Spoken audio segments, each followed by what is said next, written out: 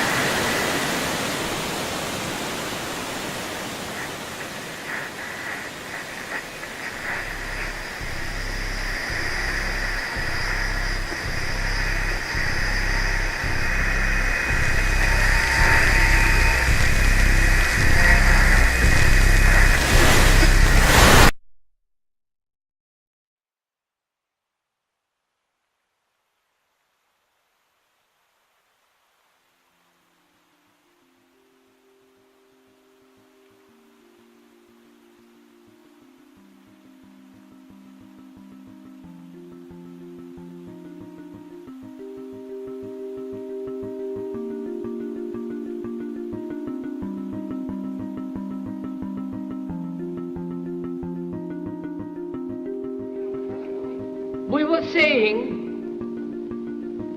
how very important it is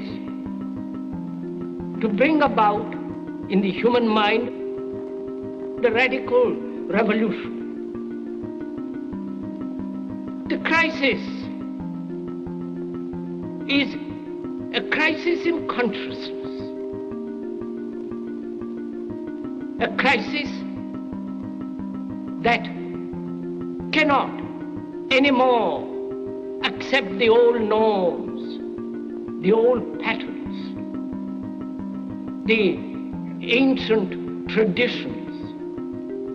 And considering what the world is now, with all their misery, conflict, destructive brutality, aggression, and so on, man is still as he was. He's still brutal, violent, aggressive, acquisitive, competitive, and he has built a society along these lines.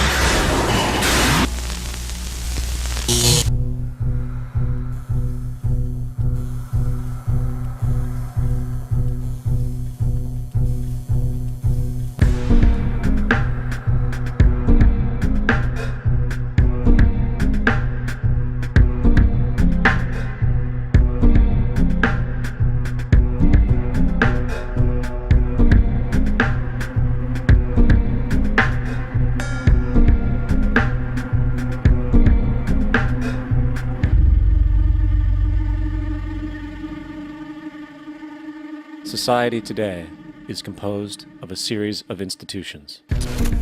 From political institutions, legal institutions, religious institutions, to institutions of social class, familial values, and occupational specialization, it is obvious the profound influence these traditionalized structures have in shaping our understandings and perspectives.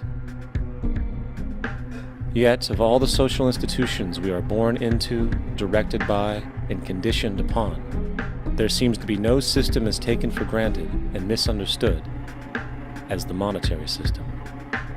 Taking on nearly religious proportions, the established monetary institution exists as one of the most unquestioned forms of faith there is. How money is created, the policies by which it is governed, and how it truly affects society are unregistered interests of the great majority of the population.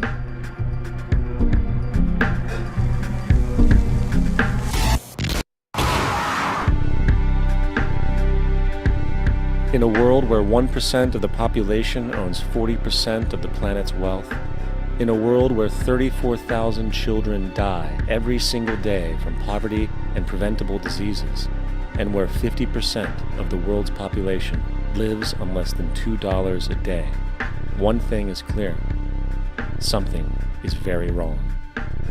And whether we are aware of it or not, the lifeblood of all of our established institutions, and thus society itself, is money. Therefore, understanding this institution of monetary policy is critical to understanding why our lives are the way they are. Unfortunately, economics is often viewed with confusion and boredom. Endless streams of financial jargon coupled with intimidating mathematics quickly deters people from attempts at understanding it. However, the fact is, the complexity associated with the financial system is a mere mask, designed to conceal one of the most socially paralyzing structures humanity has ever endured.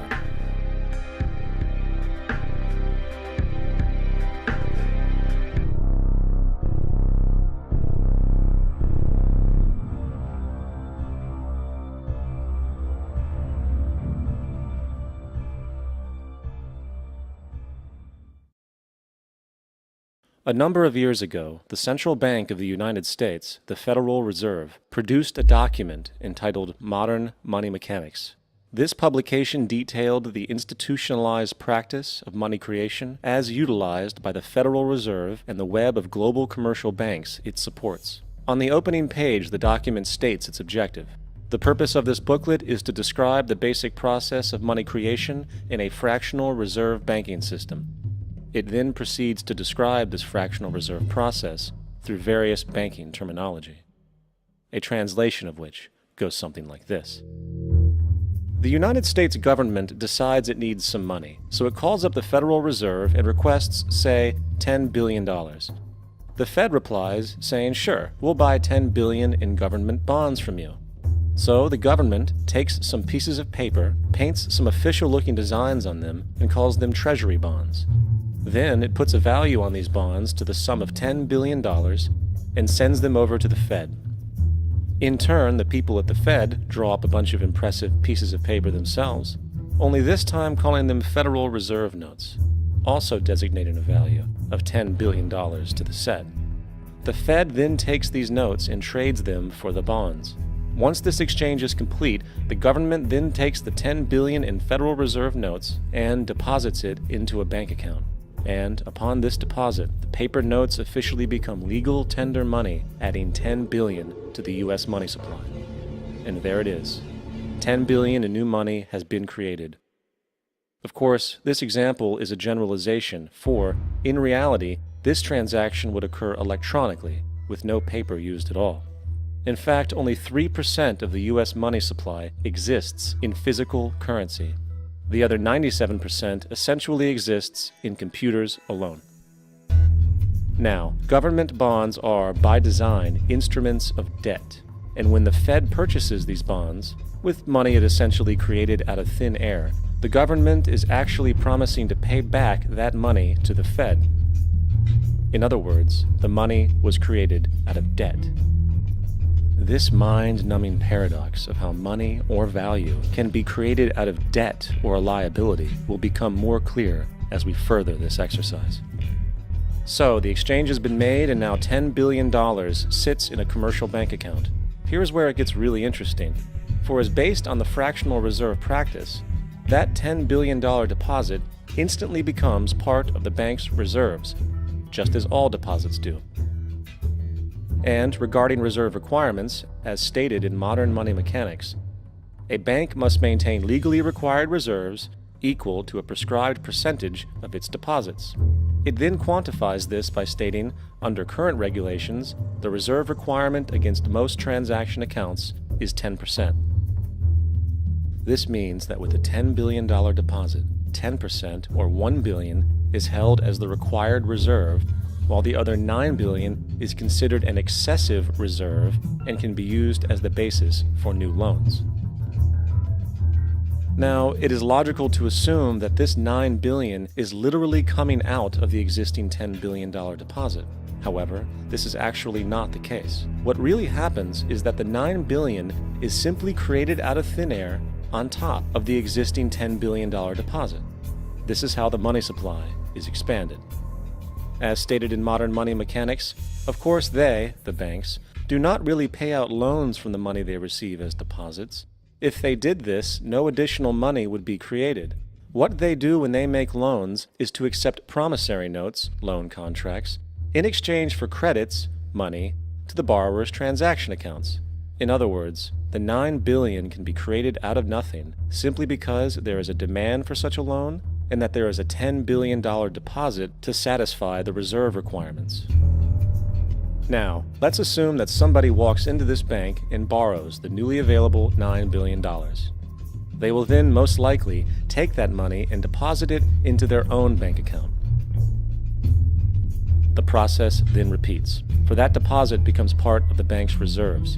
10% is isolated, and in turn 90% of the $9 billion, or $8.1 billion, is now available as newly created money for more loans. And of course, that 8.1 can be loaned out and redeposited, creating an additional 7.2 billion, to 6.5 billion, to 5.9 billion, etc. This deposit money creation loan cycle can technically go on to infinity. The average mathematical result is that about $90 billion can be created on top of the original $10 billion. In other words, for every deposit that ever occurs in the banking system, about 9 times that amount can be created out of thin air. Money jitters? Ask the obliging Bank of America for a jar of soothing instant money, M-O-N-E-Y, in the form of a convenient personal loan. So, now that we understand how money is created by this fractional reserve banking system, a logical yet elusive question might come to mind. What is actually giving this newly created money value? The answer? The money that already exists. The new money essentially steals value from the existing money supply. For the total pool of money is being increased irrespective to demand for goods and services. And as supply and demand finds equilibrium, prices rise, diminishing the purchasing power of each individual dollar. This is generally referred to as inflation, and inflation is essentially a hidden tax on the public. What is the advice that you generally get? And that is inflate the currency. They don't say debase the currency. They don't say devalue the currency. They don't say cheat the people who are saved. They say lower the interest rates. The real deception is when we distort the value of money. When we create money out of thin air, we have no savings, and yet there's so-called capital. So my question boils down to this: how in the world can we expect to solve the problems of inflation, that is, the increase in the supply of money, with more inflation? Of course, it can't. The fractional reserve system of monetary expansion is inherently inflationary. For the act of expanding the money supply without there being a proportional expansion of goods and services in the economy will always debase a currency. In fact, a quick glance at the historical values of the US dollar versus the money supply reflects this point definitively, for the inverse relationship is obvious. $1 in 1913 required $21.60 in 2007 to match value. That is a 96% devaluation since the Federal Reserve came into existence. Now, if this reality of inherent and perpetual inflation seems absurd and economically self-defeating, hold that thought, for absurdity is an understatement in regard to how our financial system really operates. For in our financial system, money is debt. And debt is money. Here is a chart of the U.S. money supply from 1950 to 2006. Here is a chart of the U.S. national debt for the same period. How interesting it is that the trends are virtually the same. For the more money there is, the more debt there is. The more debt there is, the more money there is. To put it a different way, every single dollar in your wallet is owed to somebody by somebody. For remember, the only way the money can come into existence is from loans. Therefore, if everyone in the country were able to pay off all debts, including the government, there would not be $1 in circulation.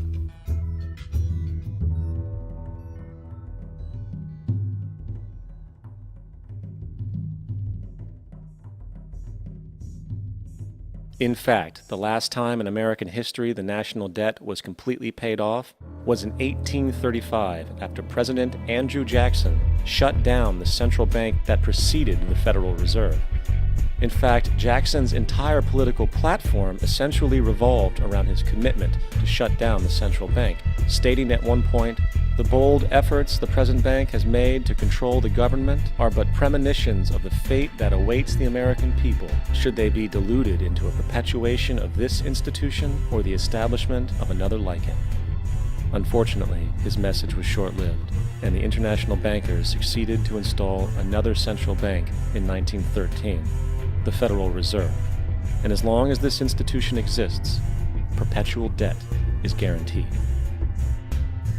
Now, so far we have discussed the reality that money is created out of debt, through loans. These loans are based on a bank's reserves, and reserves are derived from deposits. And through this fractional reserve system, any one deposit can create 9 times its original value, in turn debasing the existing money supply, raising prices in society. And since all this money is created out of debt and circulated randomly through commerce, people become detached from their original debt, and a disequilibrium exists where people are forced to compete for labor in order to pool enough money out of the money supply to cover their costs of living. As dysfunctional and backwards as all of this might seem, there is still one thing we have omitted from this equation. And it is this element of the structure which reveals the truly fraudulent nature of the system itself: the application of interest. When the government borrows money from the Fed, or when a person borrows money from a bank, it almost always has to be paid back with accrued interest. In other words, almost every single dollar that exists must be eventually returned to a bank with interest paid as well.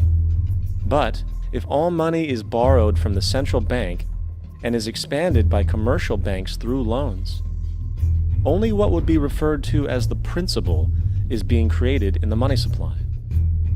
So then, where is the money to cover all of the interest that is charged? Nowhere. It doesn't exist. The ramifications of this are staggering, for the amount of money owed back to the banks will always exceed the amount of money that is available in circulation. This is why inflation is a constant in the economy, for new money is always needed to help cover the perpetual deficit built into the system, caused by the need to pay the interest. What this also means is that mathematically, defaults and bankruptcy are literally built into the system, and there will always be poor pockets of society that get the short end of the stick. An analogy would be a game of musical chairs, for once the music stops, somebody is left out to dry. And that's the point. It invariably transfers true wealth from the individual to the banks. For if you are unable to pay for your mortgage, they will take your property. This is particularly enraging when you realize that not only is such a default inevitable due to the fractional reserve practice, but also because of the fact that the money that the bank loaned to you didn't even legally exist in the first place. In 1969, there was a Minnesota court case involving a man named Jerome Daley, who was challenging the foreclosure of his home by the bank which provided the loan to purchase it. His argument was that the mortgage contract required both parties, being he and the bank, each put up a legitimate form of property for the exchange. In legal language, this is called consideration. Mr. Daley explained that the money was, in fact, not the property of the bank, for it was created out of nothing as soon as the loan agreement was signed. Remember what modern money mechanics stated about loans? What they do when they make loans is to accept promissory notes in exchange for credits. Reserves are unchanged by the loan transactions, but deposit credits constitute new additions to the total deposits of the banking system. In other words, the money doesn't come out of their existing assets. the bank is simply inventing it, putting up nothing of its own except for a theoretical liability on paper. As the court case progressed, the bank's president, Mr. Morgan, took the stand, and in the judge's personal memorandum, he recalled that the plaintiff, bank's president, admitted that, in combination with the Federal Reserve Bank, did create the money and credit upon its books by bookkeeping entry. The money and credit first came into existence when they created it. Mr. Morgan admitted that no United States law or statute existed which gave him the right to do this. A lawful consideration must exist and be tendered to support the note. The jury found that there was no lawful consideration, and I agree. He also poetically added, "Only God can create something of value out of nothing." And upon this revelation, the court rejected the bank's claim for foreclosure, and Daley kept his home. The implications of this court decision are immense. For every time you borrow money from a bank, whether it is a mortgage loan or a credit card charge, the money given to you is not only counterfeit, it is an illegitimate form of consideration, and hence voids the contract to repay, for the bank never had the money as property to begin with. Unfortunately, such legal realizations are suppressed and ignored, and the game of perpetual wealth transfer and perpetual debt continues. And this brings us to the ultimate question: why? During the American Civil War, President Lincoln bypassed the high-interest loans offered by the European banks and decided to do what the Founding Fathers advocated, which was to create an independent and inherently debt-free currency. It was called the greenback. Shortly after this measure was taken, an internal document circulated between private British and American banking interests stated, "Slavery is but the owning of labor, and carries with it the care of laborers, while the European plan is that capital shall control labor by controlling wages. This can be done by controlling the money. It will not do to allow the greenback, as we cannot control that." The fractional reserve policy perpetrated by the Federal Reserve, which has spread in practice to the great majority of banks in the world, is, in fact, a system of modern slavery. Think about it. Money is created out of debt. And what do people do when they are in debt? They submit to employment to pay it off. But if money can only be created out of loans, how can society ever be debt-free? It can't. And that's the point. And it is the fear of losing assets coupled with the struggle to keep up with the perpetual debt and inflation inherent in the system, compounded by the inescapable scarcity within the money supply itself, created by the interest that can never be repaid, that keeps the wage slave in line, running on the hamster wheel with millions of others, in effect powering an empire that truly benefits only the elite at the top of the pyramid. For, at the end of the day, who are you really working for? The banks. Money is created in a bank and invariably ends up in a bank. They are the true masters, along with the corporations and governments they support. Physical slavery requires people to be housed and fed. Economic slavery requires people to feed and house themselves. It is one of the most ingenious scams for social manipulation ever created, and at its core, it is an invisible war against the population.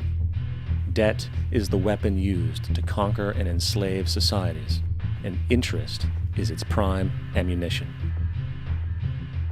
And as the majority walks around oblivious to this reality, the banks, in collusion with governments and corporations, continue to perfect and expand their tactics of economic warfare, spawning new bases, such as the World Bank and International Monetary Fund, while also inventing a new type of soldier, the birth of the economic hitman.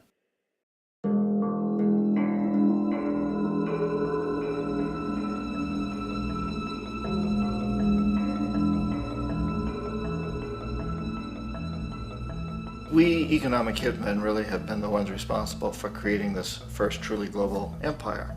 And we work many different ways.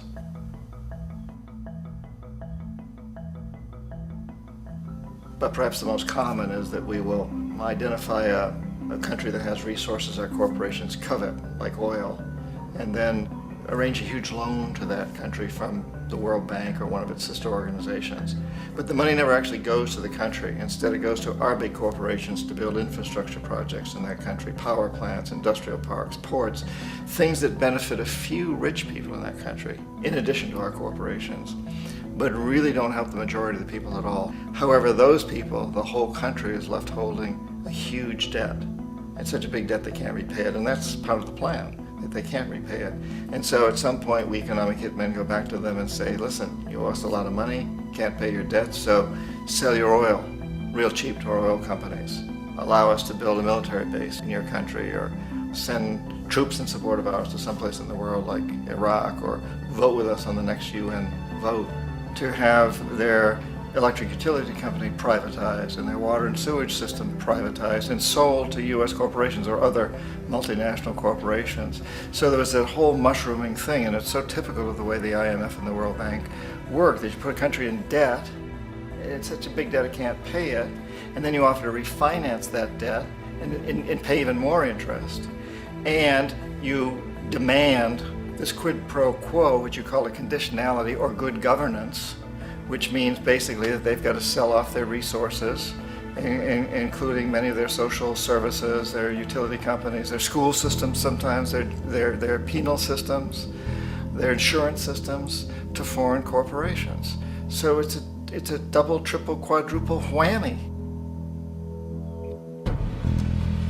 The precedent for economic hitmen really began back in the early 50s when democratically elected Mossadegh, who was elected in Iran, he was considered to be the hope for democracy in the Middle East and around the world. He was Time Magazine's Man of the Year. But one of the things that he'd run on and began to implement was the idea that foreign oil companies needed to pay the Iranian people a lot more for the oil that they were taking out of Iran. The Iranian people should benefit from their own oil. Strange policy. We didn't like that, of course. But we were afraid to do what we normally were doing, which was to send in the military. Instead, we sent in one CIA agent, Kermit Roosevelt, Teddy Roosevelt's relative.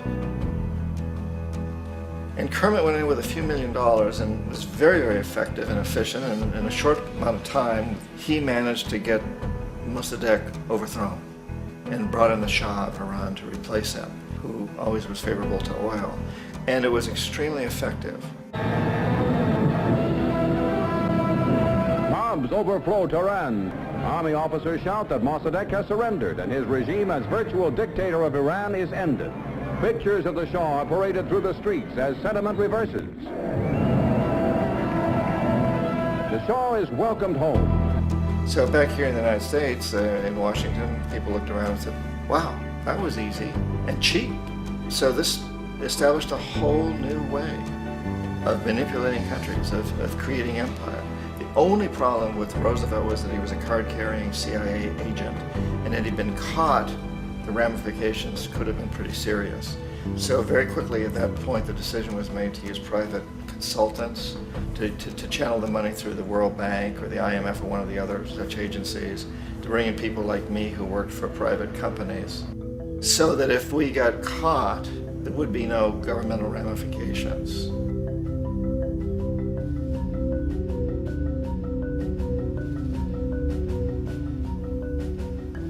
When Arbenz became president of Guatemala, the country was very much under the thumbs of United Fruit Company, the big international corporations. And Arbenz ran on this ticket that says, you know, we want to get the land back to the people.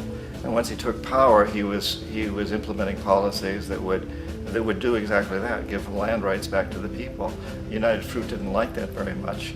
And so they hired a public relations firm, launched a huge campaign in the United States to convince the United States people, the citizens of the United States, and the press of the United States, and the Congress of the United States, that Arbenz was a Soviet puppet, and that if we allowed him to stay in power, the Soviets would have a foothold in this hemisphere. And that at that point in time was a huge fear on everybody's mind, the Red Terror, the communist terror.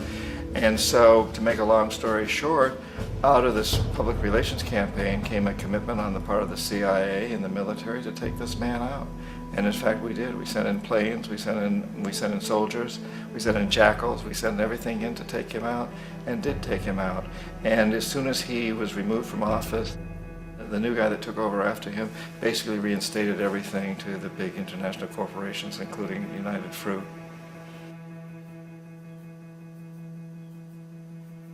Ecuador for many, many years had been ruled by pro-US dictators, often relatively brutal. Then it was decided that they were going to have a truly democratic election. Jaime Roldos ran for office, and his main goal, he said, as president would be to make sure that Ecuador's resources were used to help the people.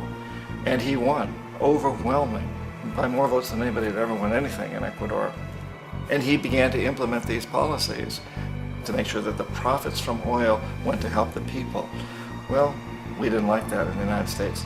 I was sent down as one of several economic hitmen to change Roldos, to corrupt him, to bring him around, to let him know, okay, you can get very rich, you and your family, if you play our game, but if you continue to try to keep these policies you've promised, you're going to go.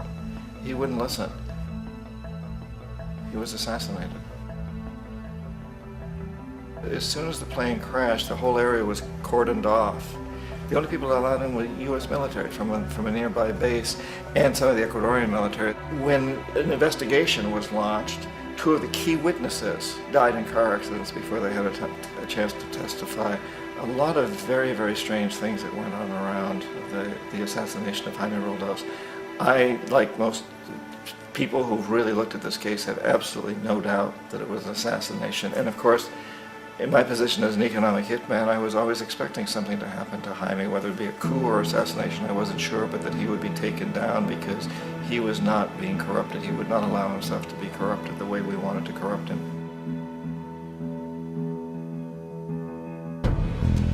Omar Torrijos, president of Panama, was, one of my favorite people. I really, really liked him. He was very charismatic. He was a guy who really wanted to help his country. And when I tried to bribe him or corrupt him, he said, look, John, he called me Juanito. He said, look, Juanito, I don't need the money. What I really need is for my country to be treated fairly. I need for the United States to repay the debts that you owe my people for all the destruction you've done here.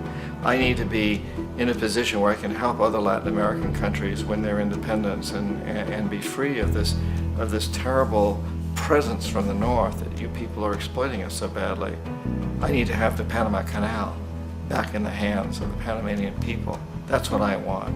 And so, leave me alone. Don't try to bribe me. It was 1981, and in May, Jaime Roldos was assassinated. And Omar was very aware of this. Torrijos got his family together and he said, I'm probably next, but it's okay because I've done what I came here to do. I've renegotiated the canal. The canal will now be in our hands. He just finished negotiating the treaty with Jimmy Carter. In June of that same year, just a couple of months later, he also went down in an airplane crash, which there's no question was executed by CIA-sponsored jackals. Tremendous amount of evidence that one of Torrijos' security guards handed him at the last moment as he was getting on the plane a tape recorder, a small tape recorder that contained a bomb.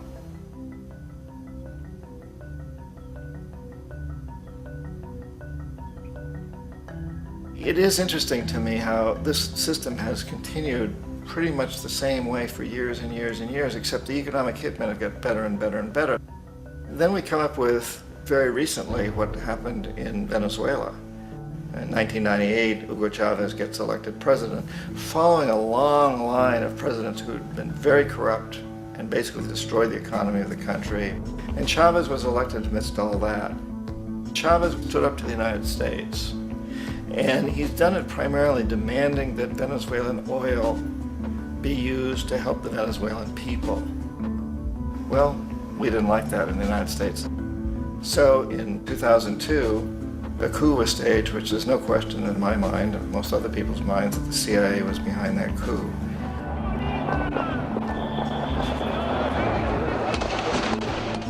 The way that coup was fomented was very reflective of what Kermit Roosevelt had done in Iran, of paying people to go out into the streets to riot, to protest, to say this Chavez is very unpopular. You know, if you can get a few thousand people to do that, television can make it look like it's the whole country, and things start to mushroom. Except in the case of Chavez, he was smart enough, and the people were so strongly behind him that they overcame it, which was a phenomenal moment in the history of Latin America.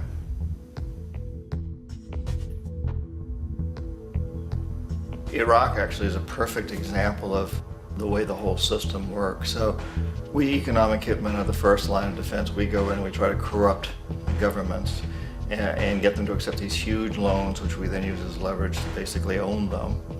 If we fail, as I failed in Panama with Omar Torrijos and in Ecuador with Jaime Roldos, men who refuse to be corrupted, then the second line of defense is we send in the jackals. And the jackals either overthrow governments or they assassinate. And once that happens and a new government comes in, and boy, it's going to toe the line because the new president knows what will happen if he doesn't. In the case of Iraq, both of those things failed. Economic hitmen were not able to get through to Saddam Hussein. We tried very hard. We tried to get him to accept a deal very similar to what the House of Saud had accepted in Saudi Arabia, but he wouldn't accept it. And so the jackals went in to take him out. They couldn't do it. His security was very good. After all, he had one time worked for the CIA. He'd been hired to assassinate a former president of Iraq and failed, but he knew the system. So in '91, we send in the troops and we take out the Iraqi military. So we assume at that point that Saddam Hussein is going to come around. We could have taken him out, of course, at that time, but we didn't want to. He's the kind of strong man we like. He controls his people. We thought he could control the Kurds and keep the Iranians in their border and keep pumping oil for us. And then once we took out his military, now he's going to come around. So the economic hitmen go back in the 90s without success. If they'd had success, he'd still be running the country. We'd be selling him all the fighter jets he wants and everything else he wants. But they couldn't, they didn't have success. The jackals couldn't take him out again, so we sent the military in once again, and this time we did the complete job and took him out, and in the process created for ourselves some very, very lucrative construction deals. We had to reconstruct a country that we'd essentially destroyed, which is a pretty good deal if you own construction companies, big ones. So, you know, Iraq shows the three stages. The economic hitmen failed there, the jackals failed there, and as a final measure, the military goes in. And in that way, we've really created an empire, but we've done it very, very subtly. It's clandestine. All the empires of the past were built on the military, and everybody knew they were building them. So that the British knew they were building them, the French, the Germans, the Romans, the Greeks. And they were proud of it, and they always had some excuse like spreading civilization, spreading some religion, something like that. But they knew they were doing it. We don't. The majority of the people in the United States have no idea that we're living off the benefits of a clandestine empire, that today there's more slavery in the world than ever before. And then you have to ask yourself, well, if it's an empire, then who's the emperor? Obviously, our presidents of the United States are not emperors. An emperor is someone who's not elected, doesn't serve a limited term, and doesn't report to anyone, essentially. So you can't classify our presidents that way. But we do have what I consider to be the equivalent of the emperor, and it's what I call the corporatocracy. The corporatocracy is this group of individuals who run our biggest corporations, and they really act as the emperor of this empire. They control our media, either through direct ownership or advertising. They control most of our politicians because they finance their campaigns, either through their corporations or through personal contributions that come out of the corporations. They're not elected, they don't serve a limited term, they don't report to anybody. And at the very top of the corporatocracy, you really can't tell whether a person's working for a private corporation or the government because they're always moving back and forth. So, you know, you've got a guy who one moment is the president of a big construction company like Halliburton, and the next moment he's vice president of the United States, or the president who is in the oil business. And this is true whether you've got Democrats or Republicans in the office. You have them moving back and forth through the revolving door. And in a way, our government is invisible a lot of the time, and its policies are carried out by our corporations on one level or another. And then again, the policies of the government are basically forged by the corporatocracy and then presented to the government. They become government policies. So it's an incredibly cozy relationship. This isn't a conspiracy theory type of thing. These people don't have to get together and plot to do things. They all basically work under one primary assumption, and that is that they must maximize profits regardless of the social and environmental costs.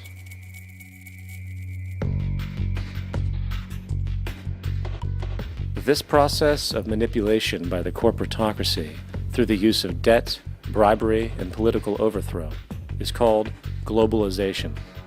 Just as the Federal Reserve keeps the American public in a position of indentured servitude through perpetual debt, inflation, and interest, the World Bank and IMF serve this role on a global scale. The basic scam is simple.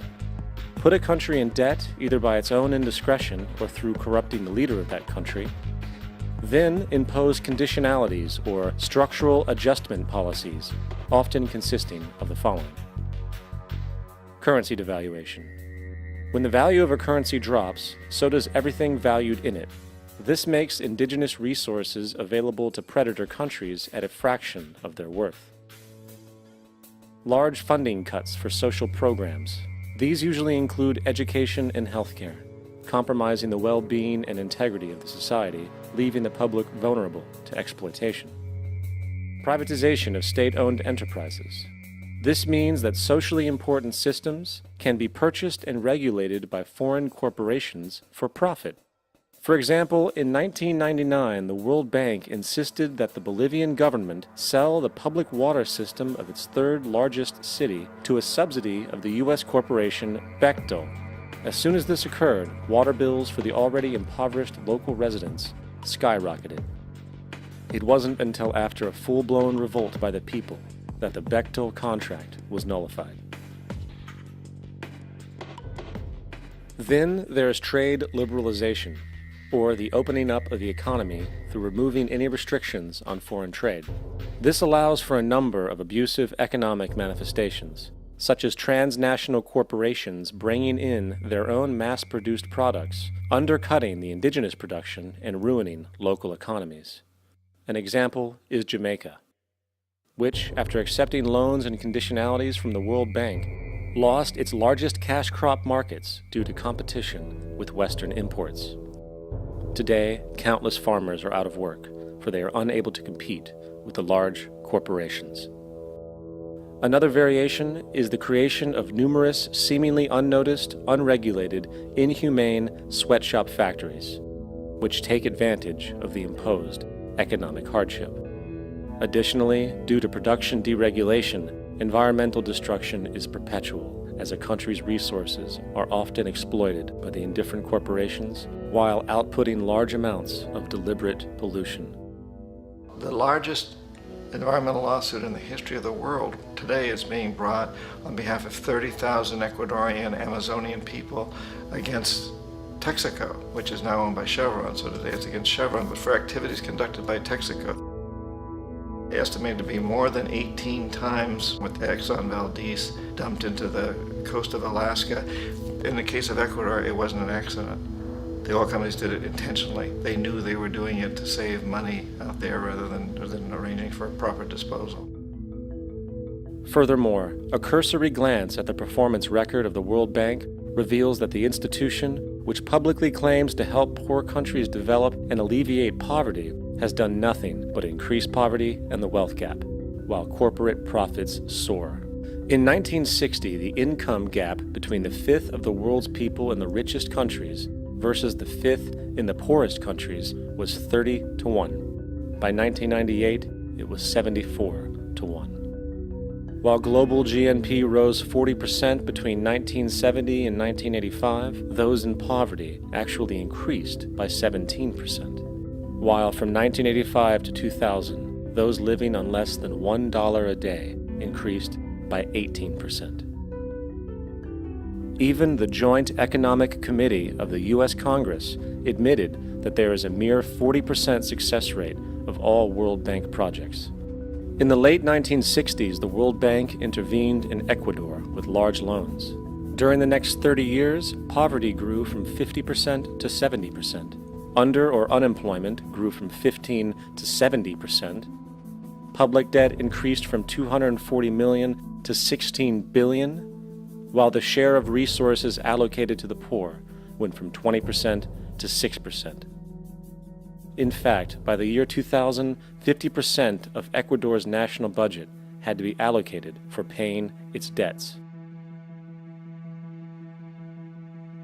It is important to understand the World Bank is, in fact, a U.S. bank supporting U.S. interests, for the United States holds veto power over decisions, as it is the largest provider of capital. And where did it get this money? You guessed it. It made it out of thin air through the fractional reserve banking system. Of the world's top 100 economies, as based on annual GDP, 51 are corporations, and 47 of that 51 are U.S.-based. Walmart, General Motors, and Exxon are more economically powerful than Saudi Arabia, Poland, Norway, South Africa, Finland, Indonesia, and many others. And as protective trade barriers are broken down, currencies tossed together and manipulated in floating markets, and state economies overturned in favor of open competition and global capitalism, the empire expands. You get up on your little 21-inch screen and howl about America and democracy. There is no America. There is no democracy. There is only IBM and ITT and AT&T and DuPont, Dow, Union Carbide, and Exxon. Those are the nations of the world today. What do you think the Russians talk about in their councils of state? Karl Marx? They get out their linear programming charts, statistical decision theories, Minimax solutions, and compute the price-cost probabilities of their transactions and investments, just like we do. We no longer live in a world of nations and ideologies, Mr. Beale. The world is a college of corporations, inexorably determined by the immutable bylaws of business. The world is a business, Mr. Beale.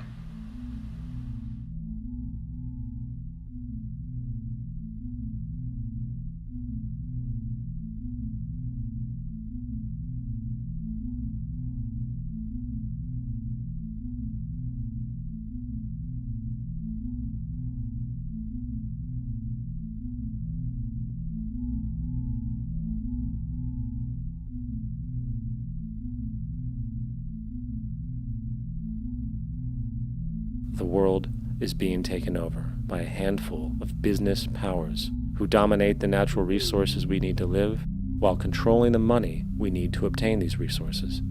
The end result will be world monopoly, based not on human life, but financial and corporate power. And as the inequality grows, naturally more and more people are becoming desperate. So the establishment was forced to come up with a new way to deal with anyone who challenges the system. So they gave birth to the terrorist. The term terrorist is an empty distinction, designed for any person or group who chooses to challenge the establishment. This isn't to be confused with the fictional Al-Qaeda, which was actually the name of a computer database for the US-supported Mujahideen in the 1980s.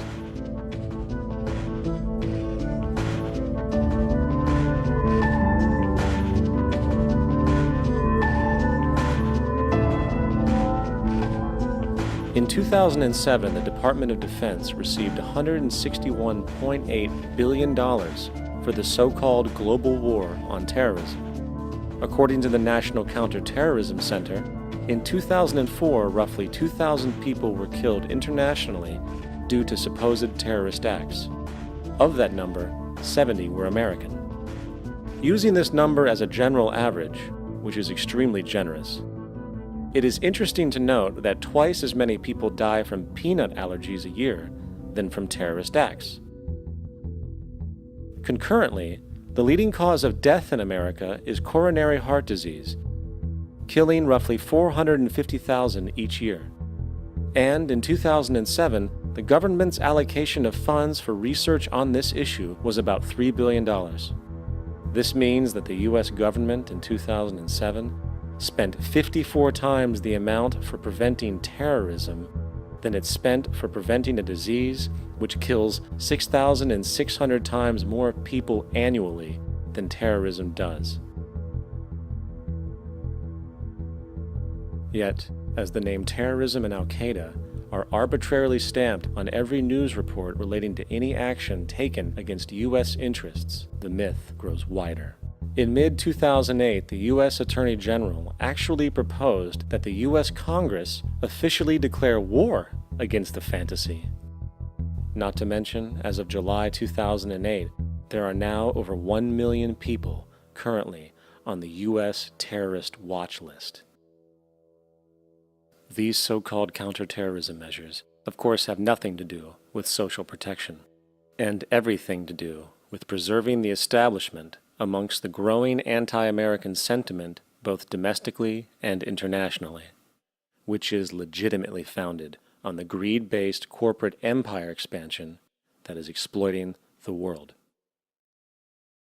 The true terrorists of our world do not meet at the docks at midnight or scream Allah Akbar before some violent action. The true terrorists of our world wear $5,000 suits and work in the highest positions of finance, government, and business. So, what do? How do we stop a system of greed and corruption that has so much power and momentum?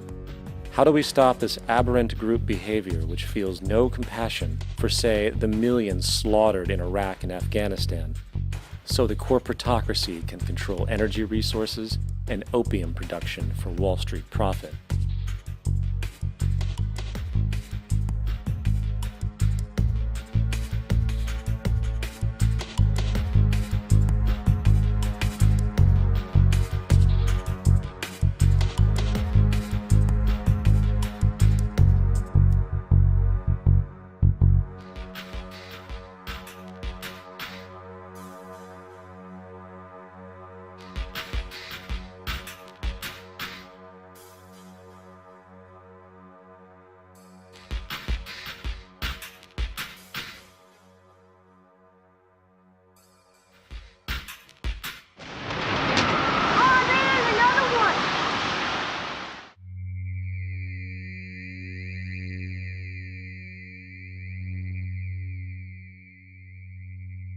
How do we stop a system of greed and corruption that condemns poor populations to sweatshop slavery for the benefit of Madison Avenue? Or that engineers false flag terror attacks for the sake of manipulation? Or that generates built-in modes of social operation which are inherently exploitative? Or that systematically reduces civil liberties and violates human rights in order to protect itself from its own shortcomings? How do we deal with the numerous covert institutions, such as the Council on Foreign Relations, the Trilateral Commission, and the Bilderberg Group, and other undemocratically elected groups which, behind closed doors, collude to control the political, financial, social, and environmental elements of our lives? In order to find the answer, we must first find the true underlying cause. For the fact is, the selfish, corrupt, power, and profit-based groups are not the true source of the problem. They are symptoms.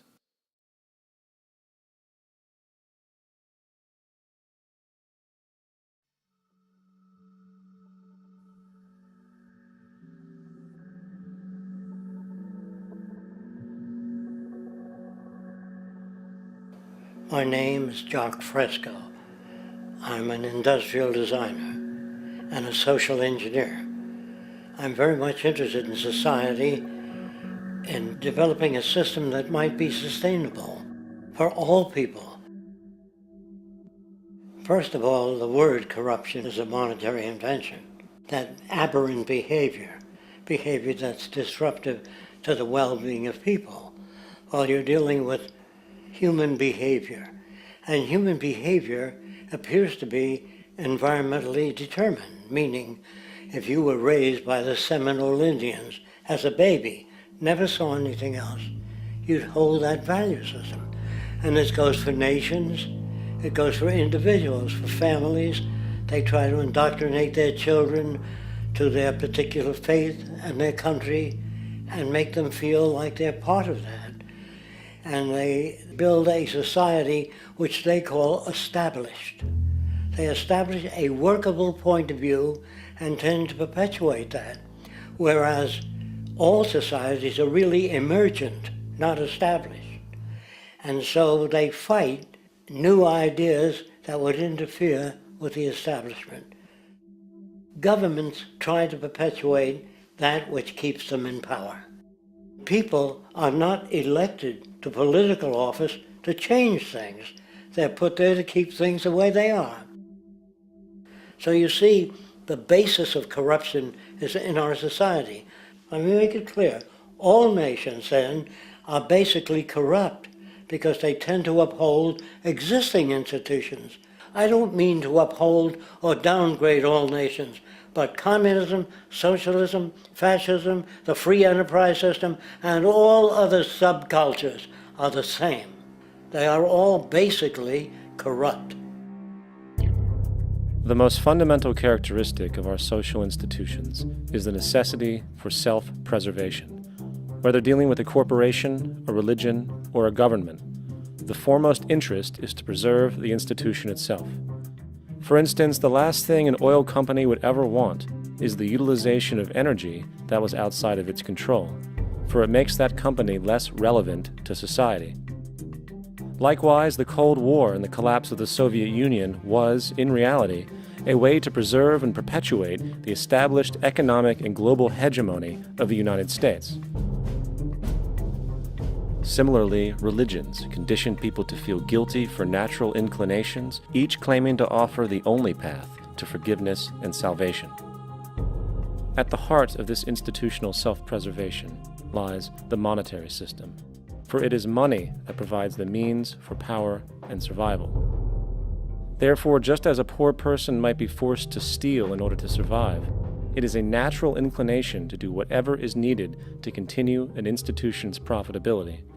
This makes it inherently difficult for profit-based institutions to change, for it puts in jeopardy not only the survival of large groups of people, but also the coveted materialistic lifestyles associated with affluence and power.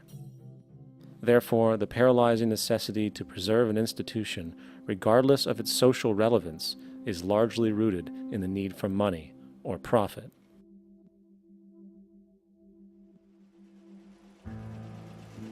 What's in it for me is why people think. And so if a man makes money selling a certain product, naturally he's going to fight the existence of another product that may threaten his institution. Therefore, people cannot be fair, and people do not trust each other. A guy will come over to you and say, I got just the house you're looking for. He's a salesman. When a doctor says, I think your kidney has to come out, I don't know if he's trying to pay off a yacht or whether my kidney has to come out. It's hard in a monetary system to trust people. If you came into my store and I said, this lamp that I've got is pretty good, but the lamp next door is much better, I wouldn't be in business very long. It wouldn't work. If I were ethical, it wouldn't work. So when you say industry cares for people, that's not true. They can't afford to be ethical. So your system is not designed to serve the well-being of people. If you still don't understand that, there would be no outsourcing of jobs if they cared about people. Industry does not care. They only hire people because it hasn't been automated yet. So don't talk about decency and ethics. We cannot afford it and remain in business. It is important to point out that regardless of the social system, whether fascist, socialist, capitalist, or communist, The underlying mechanism is still money, labor, and competition. Communist China is no less capitalistic than the United States. The only difference is the degree by which the state intervenes in enterprise. The reality is that monetaryism, so to speak, is the true mechanism that guides the interests of all the countries on the planet. The most aggressive and hence dominant variation of this monetaryism is the free enterprise system. The fundamental perspective, as put forth by early free market economists like Adam Smith, is that self-interest in competition leads to social prosperity, as the act of competition creates incentive, which motivates people to persevere. However, what isn't talked about is how a competition-based economy invariably leads to strategic corruption, power and wealth consolidation, social stratification, technological paralysis, labor abuse, and, ultimately, a covert form of government dictatorship by the rich elite. The word corruption is often defined as moral perversion. If a company dumps toxic waste into the ocean to save money, most people recognize this as corrupt behavior. On a more subtle level, when Walmart moves into a small town and forces small businesses to shut down for they are unable to compete, a gray area emerges. For what exactly is Walmart doing wrong? Why should they care about mom-and-pop organizations they destroy? Yet, even more subtly, when a person gets fired from their job because a new machine has been created which can do the work for less money, people tend to just accept that as the way it is, not seeing the inherent, corrupt inhumanity of such an action. Because the fact is, whether it is dumping toxic waste, having a monopoly enterprise, or downsizing the workforce, the motive is the same: profit. They are all different degrees of the same self-preserving mechanism, which always puts the well-being of people second to monetary gain. Therefore, corruption is not some byproduct of monetaryism. It is the very foundation. And while most people acknowledge this tendency on one level or another, the majority remains naive as to the broad ramifications of having such a selfish mechanism as the guiding mentality in society. Internal documents show that after this company positively, absolutely knew that they had a medication that was infected with the AIDS virus, they took the product off the market in the U.S. and then they dumped it in France, Europe, Asia, and Latin America. The U.S. government allowed it to happen. The FDA allowed this to happen. And now the government is completely looking the other way. Thousands of innocent hemophiliacs have died from the AIDS virus. This company knew absolutely that it was infected with AIDS. They dumped it because they wanted to turn this disaster into a profit. So you see, you have built-in corruption. We're all chiseling off each other, and you can't expect decency in that sort of thing. And feeling that, they don't know who to elect. They think in terms of a democracy, which is not possible in a monetary-based economy. If you have more money to advertise your position, the position you desire in government, that isn't a democracy. It serves those in positions of differential advantage. So it's always a dictatorship of the elitists, the financially wealthy.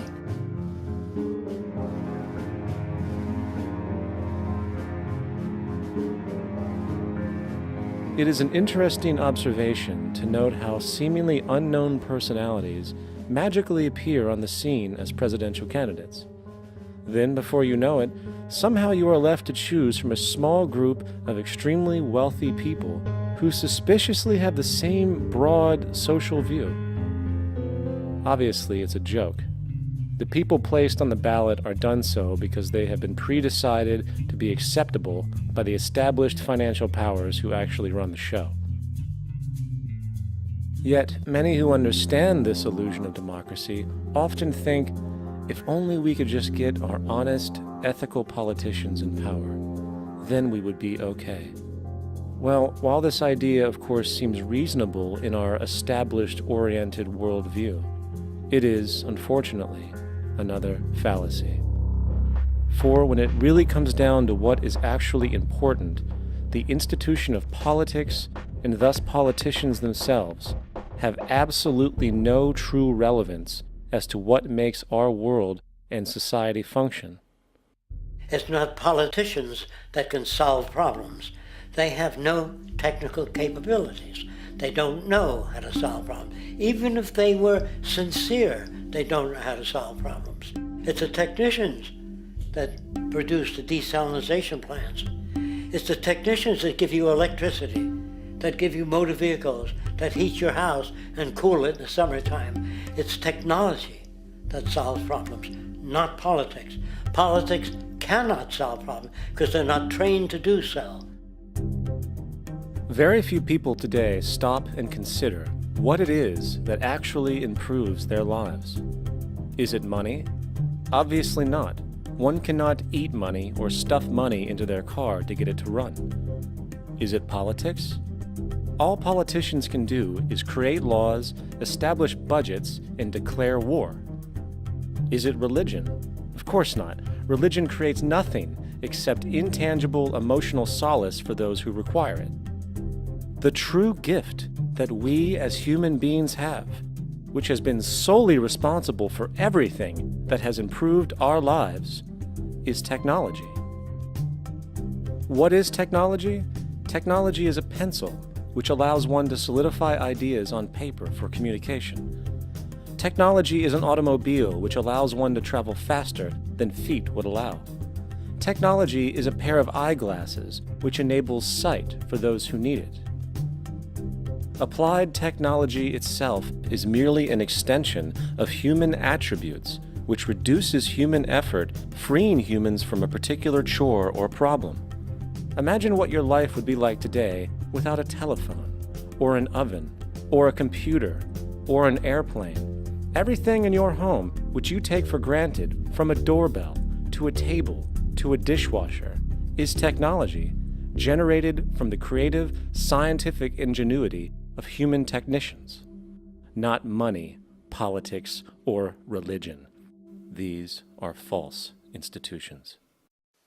And writing your congressman is fantastic. They tell you to write your congressman if you want something done.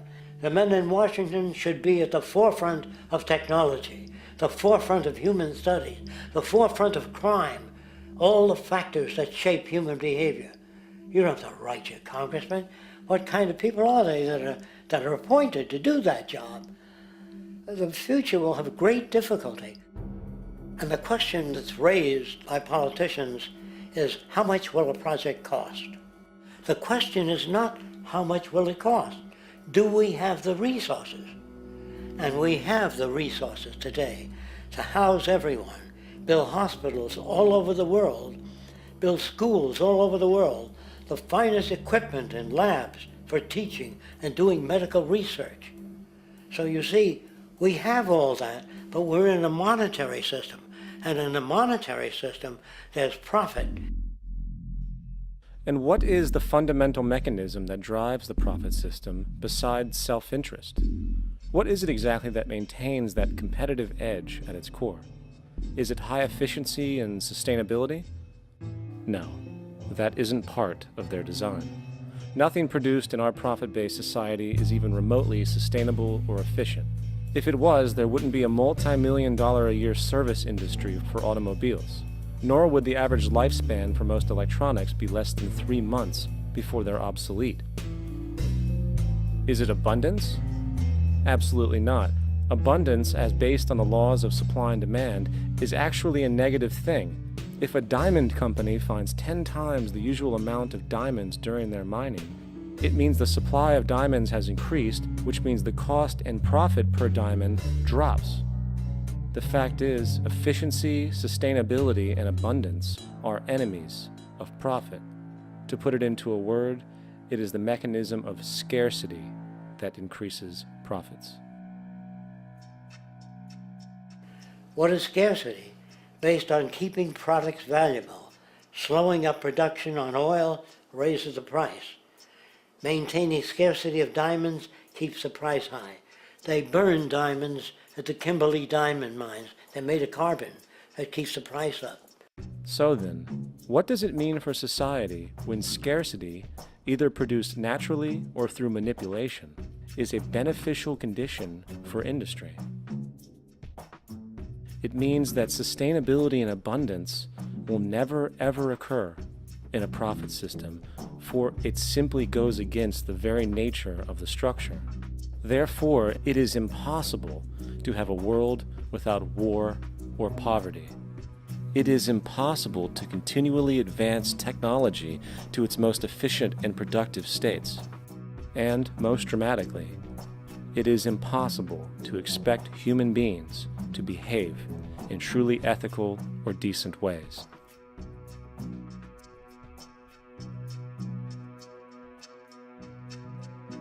People use the word instinct because they can't account for the behavior. They sit back and they evaluate with their lack of knowledge, and they say things like, humans are built a certain way, greed is a natural thing, as though they've worked for years on it, and it's no more natural than wearing clothing. What we want to do is to eliminate the causes of the problems, eliminate the processes that produce greed and bigotry and prejudice and people taking advantage of one another and elitism, eliminating the need for prisons and welfare. We have always had these problems because we have always lived within scarcity and barter and monetary systems that produce scarcity. If you eradicate the conditions that generate what you call socially offensive behavior, it does not exist. The guy said, well, isn't that inborn? No, it's not. There is no human nature, there's human behavior, and that's always been changed throughout history. You're not born with bigotry and greed and corruption and hatred. You pick that up within the society. War, poverty, corruption, hunger, misery, human suffering will not change in a monetary system. That is, there'll be very little significant change. It's going to take the redesign of our culture, our values, and it has to be related to the carrying capacity of the earth, not some human opinion or some politician's notions of the way the world ought to be, or some religious notions of the conduct of human affairs. And that's what the Venus Project is about. The society that we're about to talk about is a society that is free of all the old superstitions, incarceration, prisons, police, cruelty, and law. All laws will disappear, and the professions will disappear that are no longer valid, such as stockbrokers, bankers, advertising, gone forever, because it's no longer relevant. When we understand that it is technology devised by human ingenuity which frees humanity and increases our quality of life, we then realize that the most important focus we can have is on the intelligent management of the Earth's resources. For it is from these natural resources we gain the materials to continue our path of prosperity. Understanding this, we then see that money fundamentally exists as a barrier to these resources, for virtually everything has a financial cost. And why do we need money to obtain these resources? Because of real or assumed scarcity. We don't usually pay for air and tap water because it is in such high abundance, selling it would be pointless. So then, logically speaking, if resources and technologies applicable to creating everything in our societies, such as houses, cities, and transportation, were in high enough abundance, there would be no reason to sell anything. Likewise, if automation and machinery was so technologically advanced as to relieve human beings of labor, there would be no reason to have a job. And with these social aspects taken care of, there would be no reason to have money at all. So the ultimate question remains: do we on Earth have enough resources and technological understanding to create a society of such abundance that everything we have now could be available without a price tag and without the need for submission through employment? Yes, we do. We have the resources and technology to enable this at a minimum, along with the ability to raise the standard of living so high that people in the future will look back at our civilization now and gawk at how primitive and immature our society was. What the Venus Project proposes is an entirely different system that's updated to present-day knowledge. We've never given scientists the problem of how do you design a society which would eliminate boring and monotonous jobs, that would eliminate accidents in transportation, that would enable people to have a high standard of living, that would eliminate poisons in our food, that would give us other sources of energy that are clean and efficient. We can do that out there.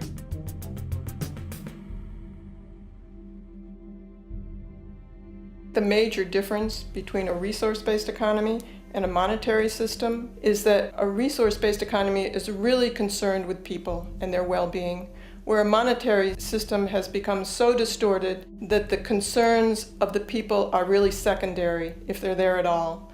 The products that are turned out are for how much money you can get. If there is a problem in society and you can't earn money from solving that problem, then it won't be done. The resource-based economy is really not close to anything that's been tried. And with all our technology today, we can create abundance. It could be used to improve everyone's lifestyle. Abundance all over the world if we use our technology wisely and maintain the environment. It's a very different system, and it's very hard to talk about because the public is not that well enough informed as to the state of technology.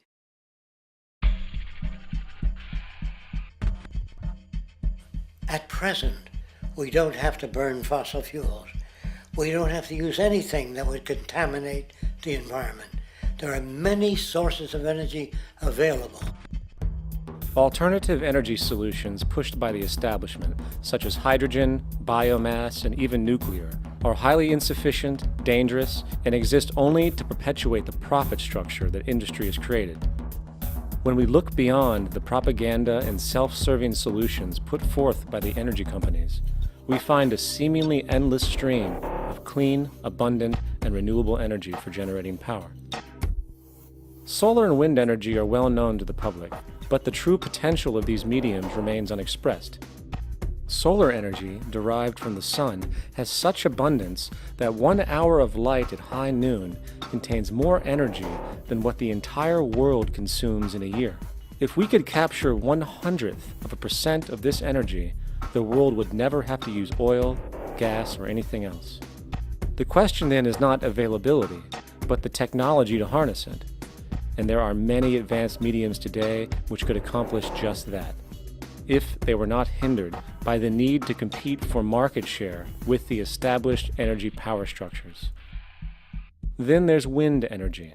Wind energy has long been denounced as weak, and due to being location-driven, impractical. This is simply not true. The U.S. Department of Energy admitted in 2007 that if wind was fully harvested in just 3 of America's 50 states, it could power the entire nation. And then there are the rather unknown mediums of tidal and wave power. Tidal power is derived from tidal shifts in the ocean. Installing turbines which capture this movement generates energy. In the United Kingdom, 42 sites are currently noted as available, forecasting that 34% of all the UK's energy could come from tidal power alone. Wave power, which extracts energy from the surface motions of the ocean, is estimated to have a global potential of up to 80,000 terawatt-hours a year. This means 50% of the entire planet's energy usage could be produced from this medium alone. Now, it is important to point out that tidal, wave, solar, and wind power requires virtually no preliminary energy to harness, unlike coal, oil, gas, biomass, hydrogen, and all the others. In combination, these 4 mediums alone, if efficiently harnessed through technology, could power the world forever. That being said, there happens to be another form of clean, renewable energy which trumps them all: geothermal power. Geothermal energy utilizes what is called heat mining, which, through a simple process using water, is able to generate massive amounts of clean energy. In 2006, an MIT report on geothermal energy found that 13,000 zettajoules of power are currently available in the Earth, with the possibility of 2,000 zettajoules being easily tappable with improved technology. The total energy consumption of all the countries on the planet is about half of a zettajoule a year. This means about 4,000 years of planetary power could be harnessed in this medium alone.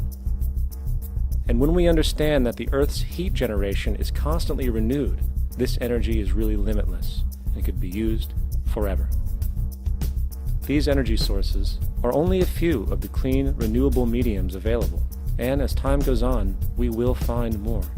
The grand realization is that we have total energy abundance without the need for pollution, traditional conservation, or in fact, a price tag. And what about transportation? The prevailing means of transportation in our societies is by automobile and aircraft, both of which predominantly need fossil fuels to run. In the case of the automobile, the battery technology needed to power an electric car that can go over 100 miles an hour for over 200 miles on one charge exists, and has existed for many years. However, due to battery patents controlled by the oil industry, which limits their availability to maintain market share, coupled with political pressure from the energy industry, the accessibility and affordability of this technology is limited. There is absolutely no reason other than pure, corrupt profit interest that every single vehicle in the world cannot be electric and utterly clean, with zero need for gasoline.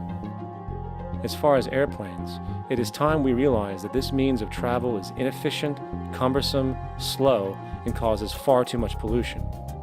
This is a maglev train. It uses magnets for propulsion. It is fully suspended by a magnetic field and requires less than 2% of the energy used for plane travel. The train has no wheels, so nothing can wear out. The current maximum speed of versions of this technology, as used in Japan, is 361 miles per hour. However, this version of the technology is very dated. An organization called ET3, which has connections with the Venus Project, has established a tube-based maglev that can travel up to 4,000 miles per hour in a motionless, frictionless tube, which can go over land or underwater. Imagine going from LA to New York for an extended lunch break, or from Washington, D.C. to Beijing, China in 2 hours. This is the future of continental and intercontinental travel, fast, clean, with only a fraction of the energy usage we use today for the same means. In fact, between maglev technology, advanced battery storage, and geothermal energy, there would be no reason to ever burn fossil fuels again. And we can do this now if we were not held back by the paralyzing profit structure. Now, America is inclined toward fascism. It has a propensity by its dominant philosophy and religion to uphold the fascist point of view. American industry is essentially a fascist institution. If you don't understand that, the minute you punch that time clock, you walk into a dictatorship. We're given notions about the respectability of work, and I really look at it as being paid slavery. They're brought up to believe that you shall earn your living by the sweat of your brow. That holds people back, freeing people from drudgery, repetitive jobs which make them ignorant. You rob them. In our society, that is a resource-based economy, machines free people. You see, we can't imagine that because we've never known that kind of world. If we look back at history, we see a very clear pattern of machine automation slowly replacing human labor. From the disappearance of the elevator man to the near full automation of an automobile production plant, the fact is, as technology grows, the need for humans in the workforce will continually be diminished. This creates a serious clash, which proves the falseness of the monetary-based labor system. for human employment is in direct competition with technological development. Therefore, given the fundamental priority of profit by industry, people through time will be continually laid off and replaced by machine. When industry takes on a machine, instead of shortening the workday, they downsize. You lose your job. So you have a right to fear machines.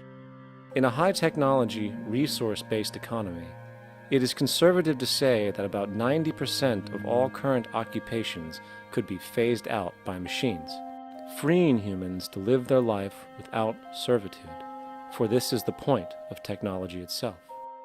And through time, with nanotechnology and other highly advanced forms of science, it is not far-fetched to see how even complex medical procedures could be performed by machines as well, and based on the pattern, with much higher success rates than humans get today.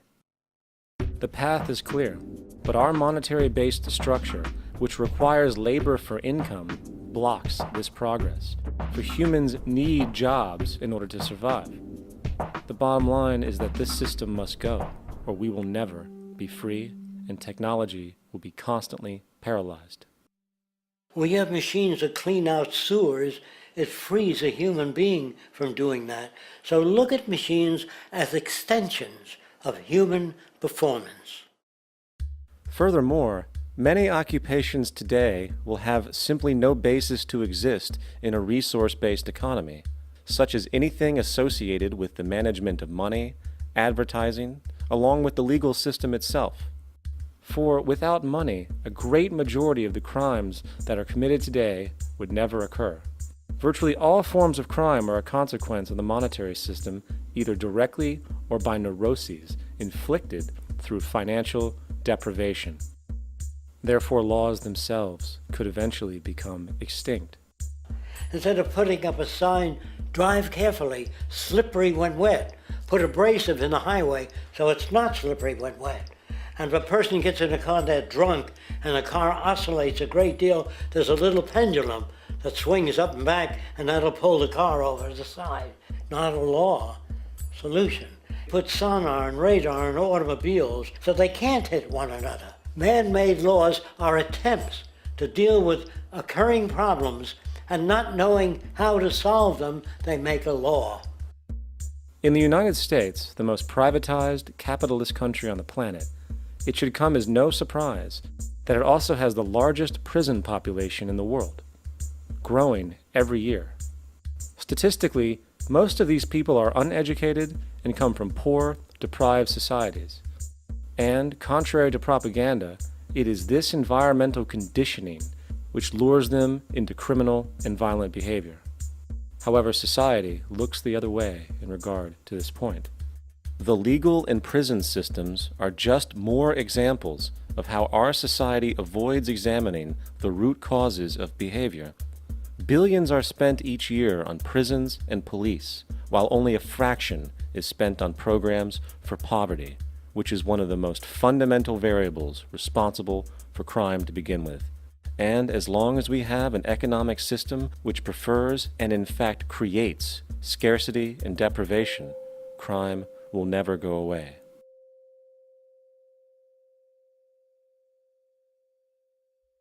If people have access to the necessities of life without servitude, debt, barter, trade, they behave very differently. You want all these things available without a price tag. Now then, you gotta have a price tag. Well, what'll motivate people? Man gets everything he wants, he just lay around in the sun. This is the myth they perpetuate. People in our culture are trained to believe that the monetary system produces incentive. If they have access to things, why should they want to do anything? They will lose their incentive. That's what you're taught to support the monetary system. When you take money out of the scenario, there would be different incentives, very different incentives. When people have access to the necessities of life, their incentives change. What about the moon and the stars? New incentives arise. If you make a painting that you enjoy, you will enjoy giving it to other people, not selling it.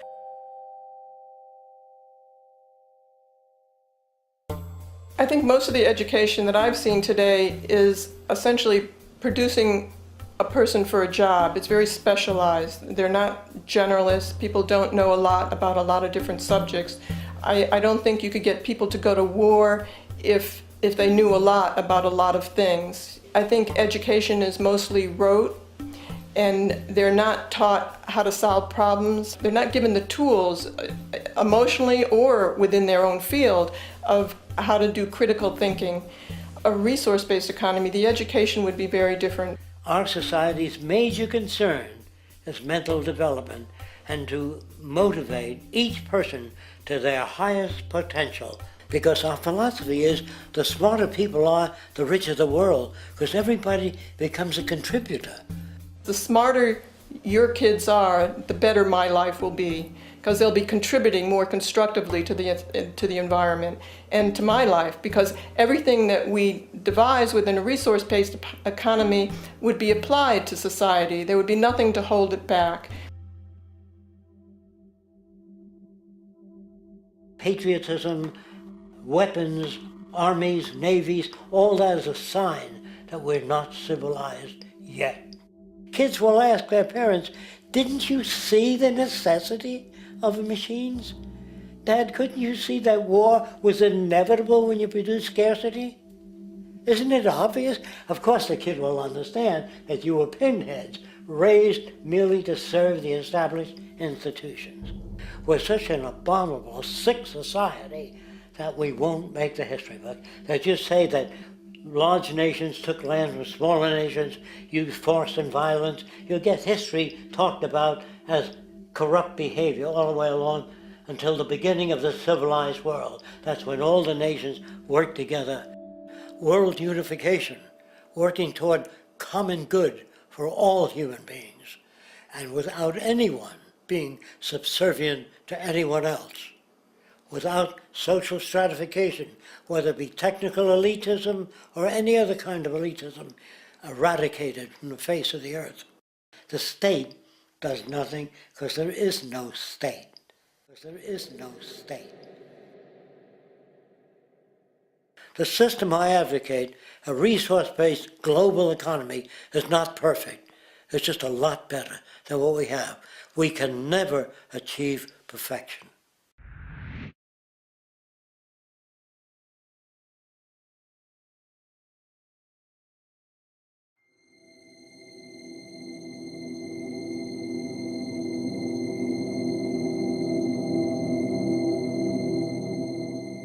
The social values of our society, which has manifested in perpetual warfare, corruption, oppressive laws, social stratification, irrelevant superstitions, environmental destruction, and a despotic, socially indifferent, profit-oriented ruling class, is fundamentally the result of a collective ignorance of two of the most basic insights humans can have about reality: the emergent and symbiotic aspects of natural law. The emergent nature of reality is that all systems, whether it is knowledge, society, technology, philosophy, or any other creation, will, when uninhibited, undergo fluid, perpetual change. What we consider commonplace today, such as modern communication and transportation, would have been unimaginable in ancient times. Likewise, the future will contain technologies, realizations, and social structures that we cannot even fathom in the present. We have gone from alchemy to chemistry, from a geocentric universe to a heliocentric, from believing that demons were the cause of illness to modern medicine. This development shows no sign of ending, and it is this awareness that aligns us and leads us on a continuous path to growth and progress. Static, empirical knowledge does not exist. Rather, it is the insight of the emergence of all systems we must recognize. This means we must be open to new information at all times, even if it threatens our current belief system and hence identities.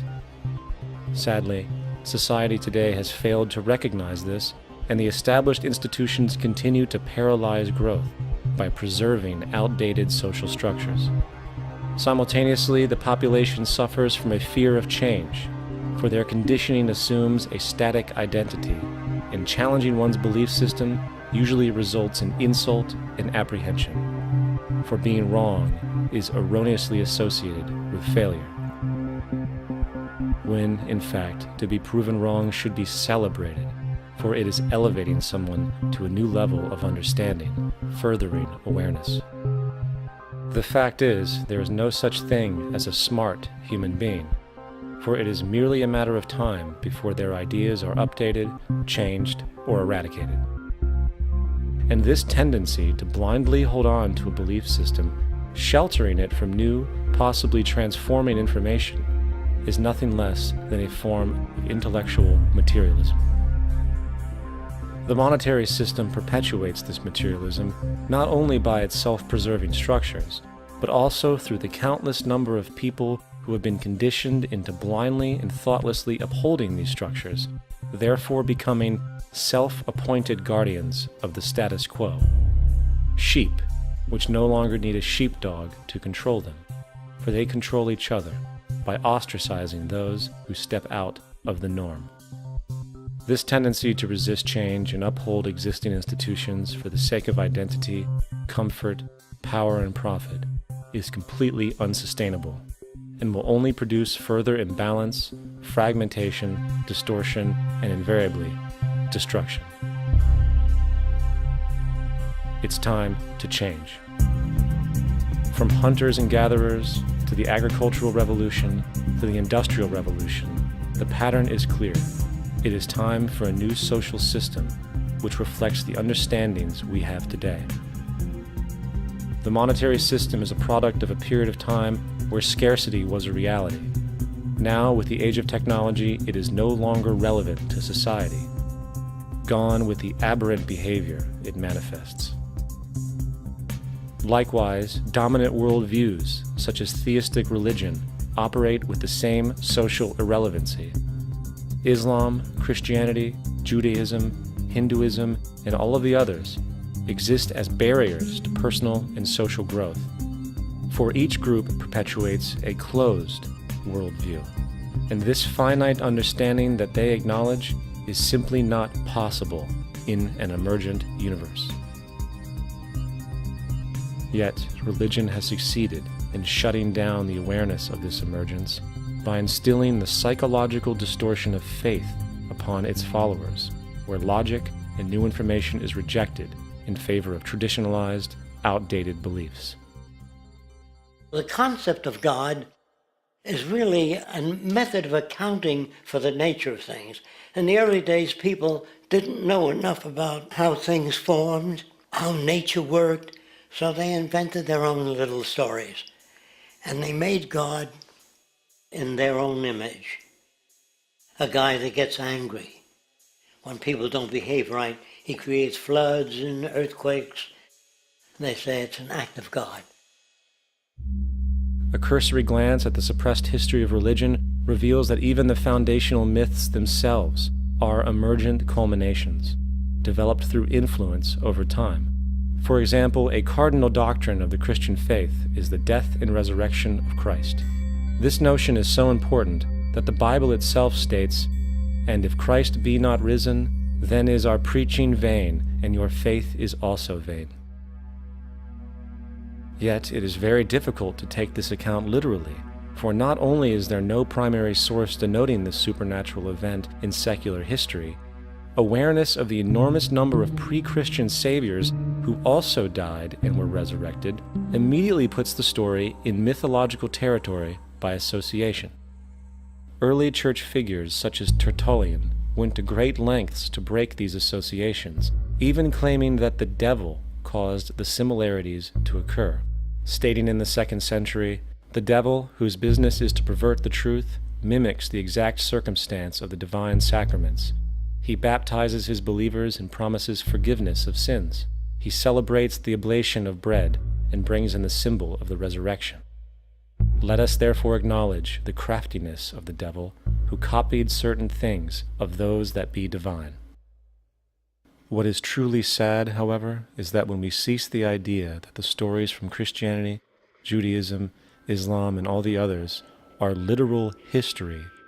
and accept them for what they really are, which are purely allegorical expressions derived from many faiths, we see that all religions share a common thread, and it is this unifying imperative that needs to be recognized and appreciated. Religious belief has caused more fragmentation and conflict than any other ideology. Christianity alone has 34,000 different subgroups. The Bible is subject to interpretation. When you read it, you say, I think Jesus meant this.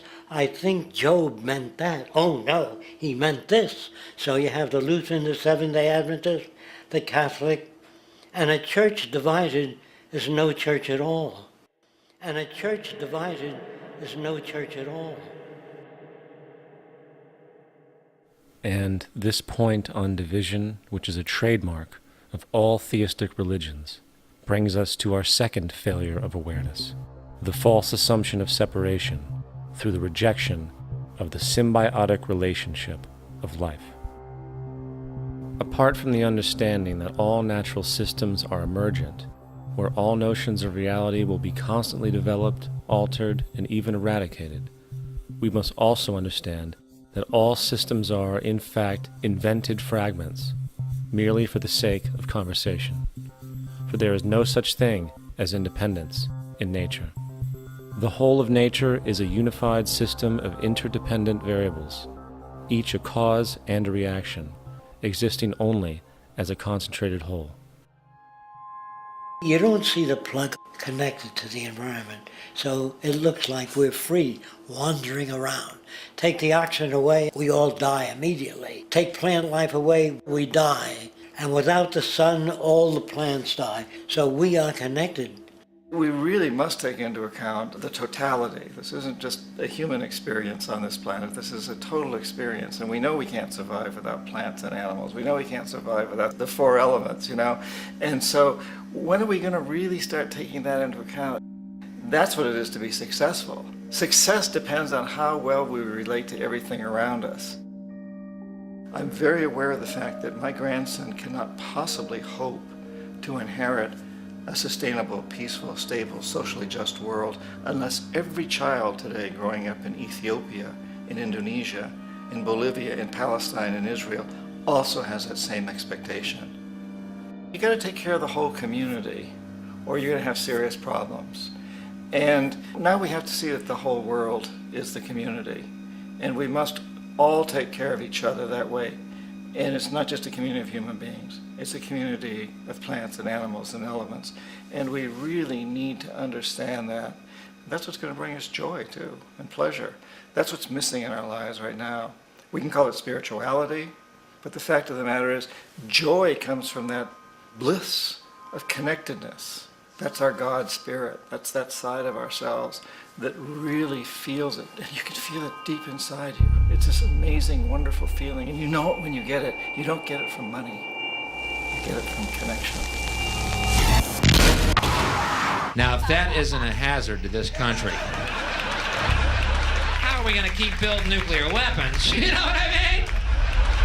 What's going to happen to the arms industry when we realize we're all one? It's going to fuck up the economy. The economy that's fake anyway. The economy that's fake anyway. The economy that's fake anyway. The economy that's fake anyway. The economy that's fake anyway. Which would be a real bummer. You can see why the government's cracking down on the idea of experiencing unconditional love.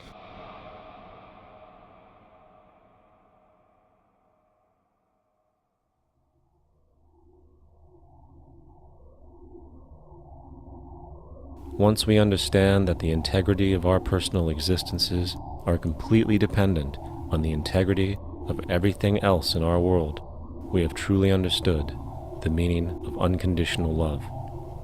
For love is extensionality, and seeing everything as you and you as everything can have no conditionalities. For, in fact, we are all everything at once. If it's true that we're all from the center of a star, every atom in each of us from the center of a star, then we're all the same thing. Even a Coke machine or a cigarette butt in the street in Buffalo is made out of atoms that came from a star. They've all been recycled thousands of times, as have you and I. And therefore, it's only me out there. So what is there to be afraid of? What is there that needs solace seeking? Nothing. There's nothing to be afraid of because it's all us. The trouble is we have been separated by being born and given a name and an identity and being individuated. We've been separated from the oneness, and that's what religion exploits, that people have this yearning to be part of the overall one again. So they exploit that. They call it God. They say he has rules. And I think it's cruel. I think you can do it absent religion.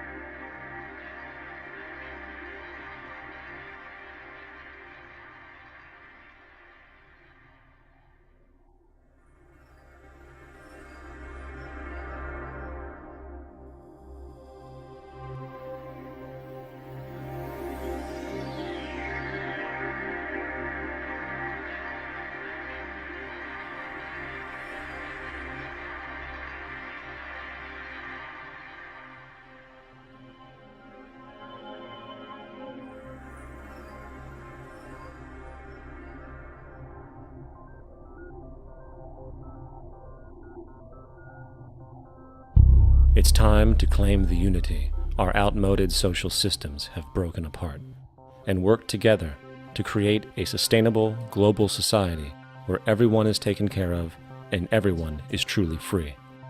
Your personal beliefs, whatever they may be, are meaningless when it comes to the necessities of life. Every human being is born naked, needing warmth, food, water, shelter. Everything else is auxiliary. Therefore, the most important issue at hand is the intelligent management of the Earth's resources. This can never be accomplished in a monetary system, for the pursuit of profit is the pursuit of self-interest, and therefore imbalance is inherent. Simultaneously, politicians are useless, for our true problems in life are technical, not political. Furthermore, ideologies that separate humanity, such as religion, need strong reflection in the community in regard to its value, purpose, and social relevancy. Hopefully, through time, religion will lose its materialism and basis in superstition and move into the useful field of philosophy. The fact is, society today is backwards, with politicians constantly talking about protection and security rather than creation, unity, and progress. The U.S. alone now spends about $500 billion annually on defense. That is enough to send every high school senior in America to a four-year college. In the 1940s, the Manhattan Project produced the first true weapon of mass destruction. This program employed 130,000 people at an extreme financial cost. Imagine what our life would be like today if that group of scientists, instead of working on a way of killing people, worked on a way to create a self-sustaining, abundant world. Life today would be very, very different if that was their goal. Instead of weapons of mass destruction, it is time to unleash something much more powerful. Weapons of mass creation. Our true divinity is in our ability to create, and armed with the understanding of the symbiotic connections of life, while being guided by the emergent nature of reality, there is nothing we cannot do or accomplish.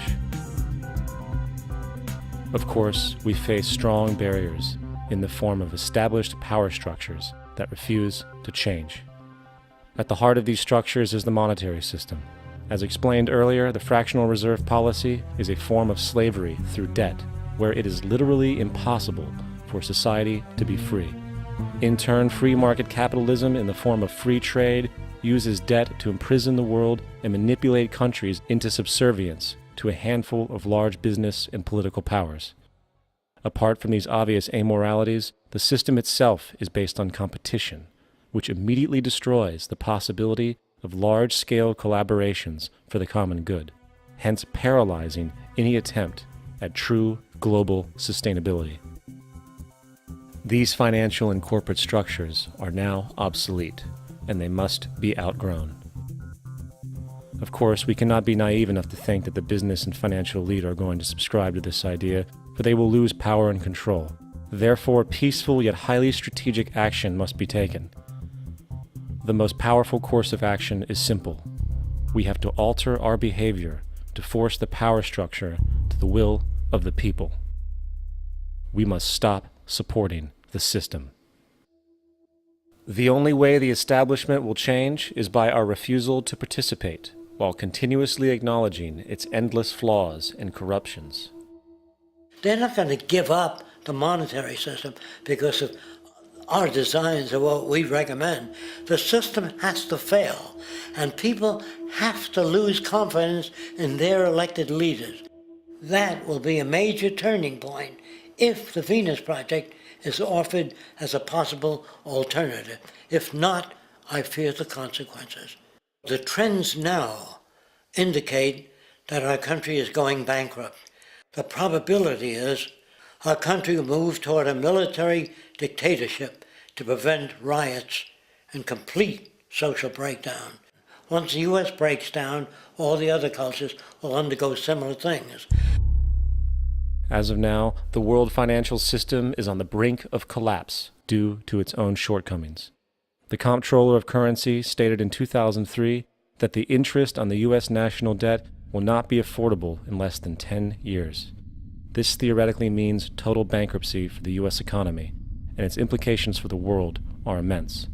In turn, the fractional reserve-based monetary system is reaching its theoretical limits of expansion, and the banking failures you are seeing are just the beginning. This is why inflation is skyrocketing, all debt is at record levels, and the government and Fed are hemorrhaging new money to bail out the corrupt system. For the only way to keep the banks going is by making more money. The only way to make more money is to create more debt and inflation. It is simply a matter of time before the tables turn, and there is no one willing to take new loans, while defaults grow, as people are unable to afford their current loans. Then the expansion of money will stop, and contraction will begin on a scale never before seen, ending a century-long pyramid scheme. This has already begun. Therefore, we need to expose this financial failure for what it is, using this weakness to our advantage. Here are some suggestions. Expose the banking fraud. Citibank, JP Morgan Chase, and Bank of America are the most powerful controllers within the corrupt Federal Reserve System. It's time to boycott these institutions. If you have a bank account or a credit card with any of them, move your money to another bank. If you have a mortgage, refinance with another bank. If you own their stock, sell it. If you work for them, quit. This gesture will express contempt for the true powers behind the private banking cartel known as the Federal Reserve, and create awareness about the fraud of the banking system itself. 2. Turn off the TV news. Visit the emerging independent news agencies on the internet for your information. CNN, NBC, ABC, Fox, and all the others present all news pre-filtered to maintain the status quo. With 4 corporations owning all major media outlets, objective information is impossible. This is the true beauty of the internet, and the establishment has been losing control because of this free flow of information. We must protect the internet at all times, as it is truly our savior right now. 3. Don't ever allow yourself, your family, or anyone you know to ever join the military. This is an obsolete institution now used exclusively for maintaining an establishment that is no longer relevant. U.S. soldiers in Iraq work for U.S. corporations, not the people. Propaganda forces us to believe that war is natural and the military is an honorable institution. Well, if war is natural, why are there 18 suicides every single day by American veterans who have post-traumatic stress disorder? If our military men and women are so honored, why is it that 25% of the American homeless population are veterans? 4. Stop supporting the energy companies. If you live in a detached house, get off the grid.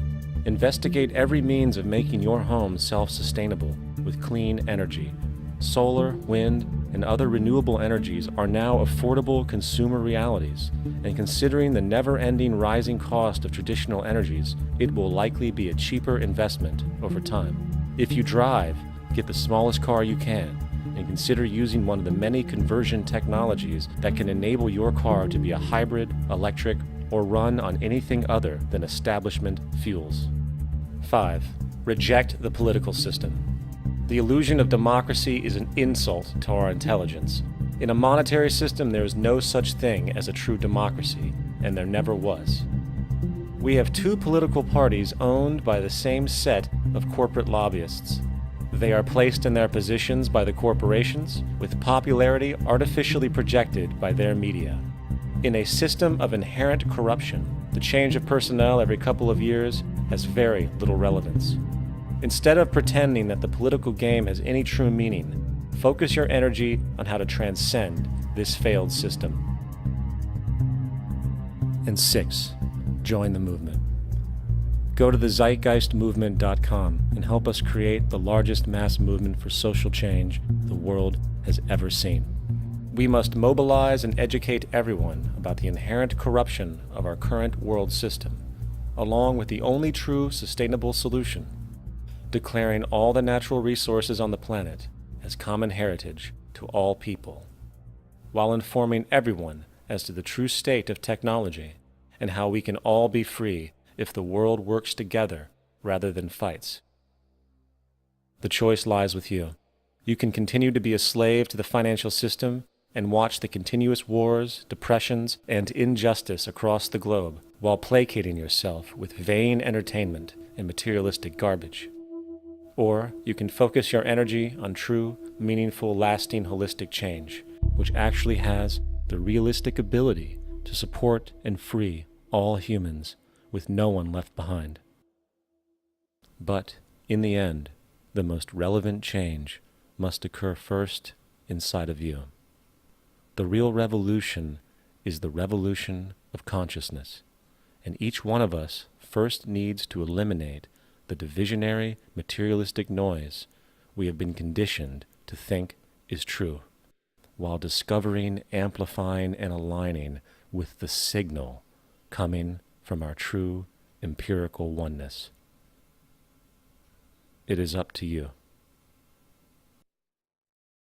What we are trying in all these discussions and talks here is to see if we cannot radically bring about a transformation of the mind. Not accept things as they are, but to understand it, to go into it, to examine it, give your heart and your mind with everything that you have to find out a way of living differently.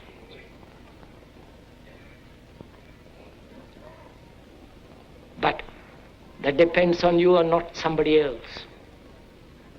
Because in this there is no teacher, no pupil, there is no leader, there is no guru, there is no master, no savior. You yourself are the teacher and the pupil, you are the master, you are the guru, you are the leader.